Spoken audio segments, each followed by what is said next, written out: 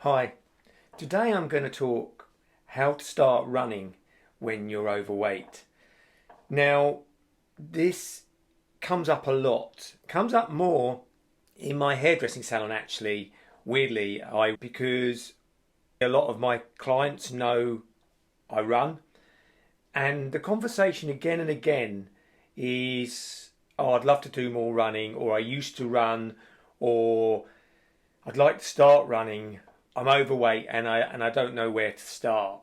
The problem is that it's inertia, that we get to a point where if we put on a certain amount of weight, we don't feel like doing anything. We feel more sluggish, and it can get to become a cycle of diminishing returns because you feel like doing less.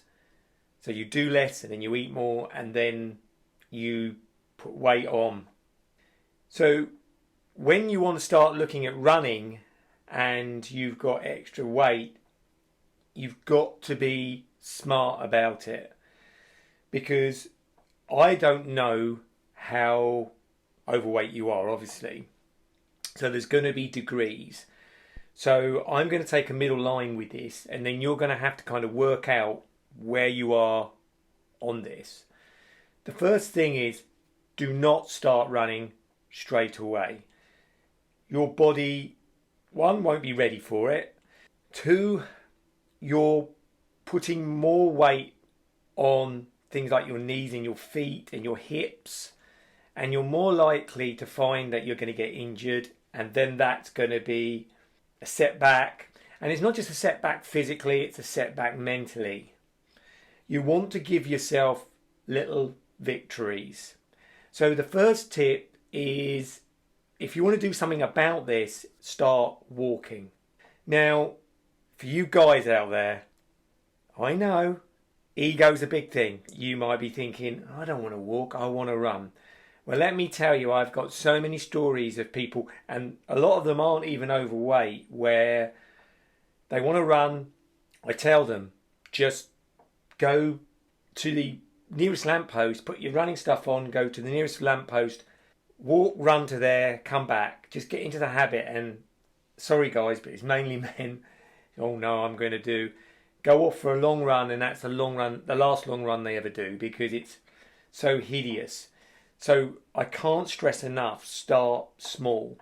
Start with walking. Now, I'm not assuming that you want to lose the weight. You might just be overweight and you want to run, but I think a lot of people want to start running to start shifting some of that weight. And there's a kind of paradox here, is because really the thing that you need to do in most cases is lose the weight to start running. That's the ideal scenario. But it's about kind of giving yourself hope and giving yourself goals. And if the idea of running really motivates you, then start by walking. Start by walking, because Stephen Fry, I think, used for walks, long walks, put a pair of headphones on, listen to a podcast or a book, worked his way up to, I think, 30 plus minutes, maybe an hour, and he lost weight just doing that. And I can really back this up.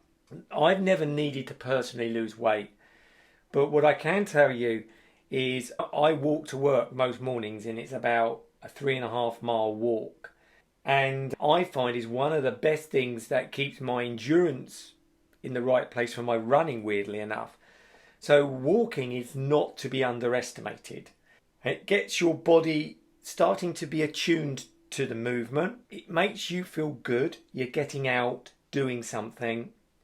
And it also kind of starts to allow you to start to rehearse. So for example, something that a lot of runners are aware of, which you may not be aware of, is if you're a bit overweight, you may get some chafing. So your underarms, or in between your legs, or your nipples. And I've had nipple rub before, and it's a joke. People laugh about it, but it's excruciating. So things like that you can kind of start to rehearse. It's going to be less intense when you walk. You might be aware of it, so you could put, say, some Vaseline underneath into those areas.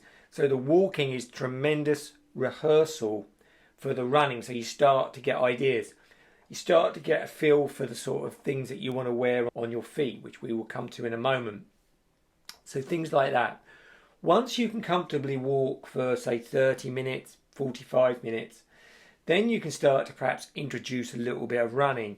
Now, the caveat here is I don't know how overweight you are. So just as a general idea, you could say, for instance, walk for 10 minutes, run for a minute, maybe 3 minutes, maybe 5. You really have to kind of do your own due diligence here based on your level of fitness. But it's just start building up and slowly each session build in a bit more running. But, keep the walking going. I'm an experienced runner and I still do walk run in many of my training sessions. I mean, the predominant thing is running, but every 6 miles I'll stop for a walk. Now, for some of you might think, crikey, 6 miles, but it's all relative. And the point is that walk running is a really good method to keep your heart rate down, keep control of your running, and in the early stages help you avoid injuries, and particularly if you're overweight.